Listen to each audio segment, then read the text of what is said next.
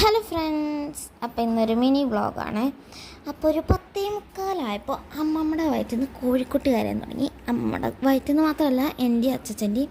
അപ്പോൾ തണ്ണിമത്തം കൊണ്ട് വല്ലതും ഉണ്ടാക്കാനുള്ള ശ്രമത്തിലാണ് ഞാൻ. പിന്നെ ഒരു സാഡ് ന്യൂസാണ് ഗൈസ്, എൻ്റെ ഫേവറേറ്റ് ഹെയർ ബാൻഡ് പൊട്ടിപ്പോയി. അപ്പോൾ സാരല്ല, നമ്മൾ ഒട്ടിച്ചെടുക്കുന്നതായിരിക്കും. അപ്പോൾ ഞാൻ ഇതാ വലിയ ഷോയിൽ നമ്മുടെ തണ്ണിമത്തം മുറിക്കാൻ പോവാണ്.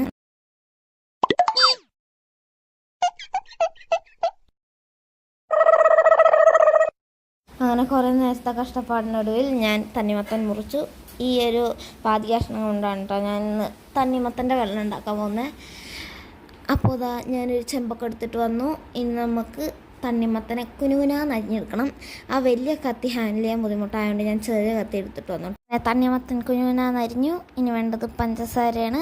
പഞ്ചസാര ഇടുക, കുത്തി അങ്ങോട്ട് ഇളക്കുക, ഒരു ഗ്ലാസ്സിലേക്ക് ആക്കുക, എന്നിട്ട് കുടിക്കുക. ആഹാ, അടിപൊളി. ബൈ.